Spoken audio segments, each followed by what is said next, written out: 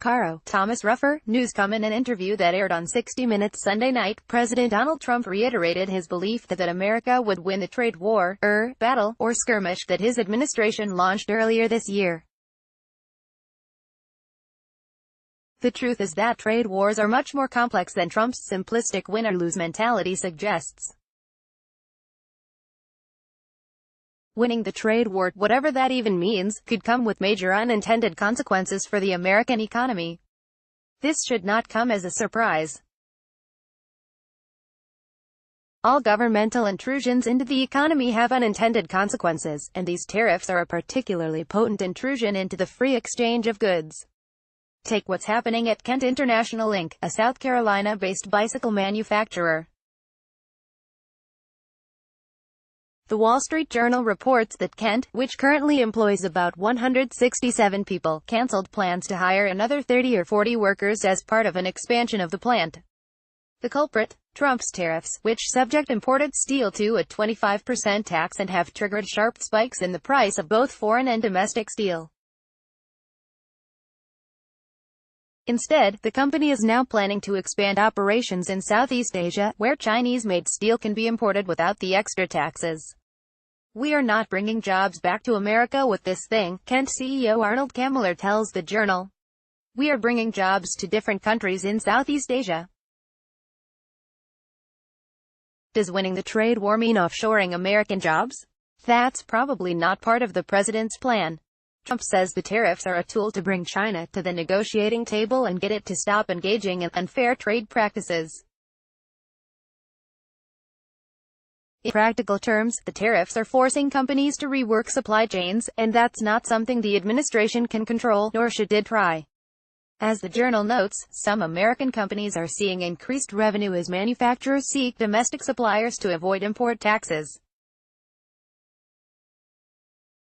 But those wins are counterbalanced by a difficult reality, that building things in America is now more costly, thanks to the tariffs.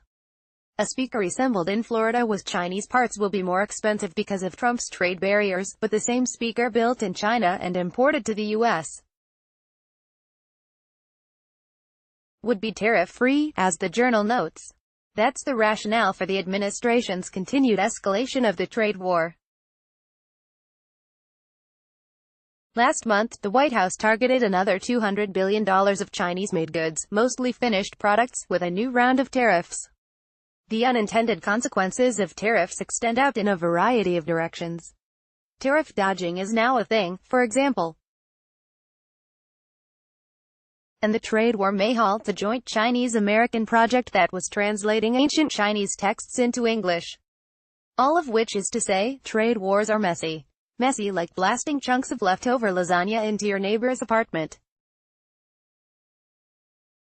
That's the metaphor economist Austin Goolsbee used to describe the current situation during an appearance this weekend on NPR's Wait, Don't Tell Me. You really have to listen to the segment for the full effect, but the story involves a kitchen sink clogged with lasagna and a plunger loaded with explosive charges. Here's the key bit, Goolsbee, and they lived in a, what in Chicago we would call a converted. It was a house. It had a wall down the middle. There were two identical apartments. And the drains did not just go straight down. They connected in a little Y. Seagal, right, Goolsbee. So every time he blew the bomb into the drain, it didn't go down the drain to the sewage. It just blew it to the neighbor. And so the next morning, that person comes over, mimicking doorbell, says, "Bob, was there some kind of terrible plumbing catastrophe that happened?" And they go, "He said, I'd like to show you my apartment. And all over the ceiling, over the kitchen, is my Aunt Trina's lasagna." Trump is firing the plunger into the drain, repeatedly. And while he might win a victory over the lasagna that's stuck in the pipes, the White House's only plan for dealing with the mess in the neighbor's house is, apparently, to spend taxpayers' money to bail out farmers hurt by the trade war. There does not seem to be any plan to deal with the other consequences, like the jobs that could have been created at plants like Kent's in South Carolina but now will go to workers in Southeast Asia.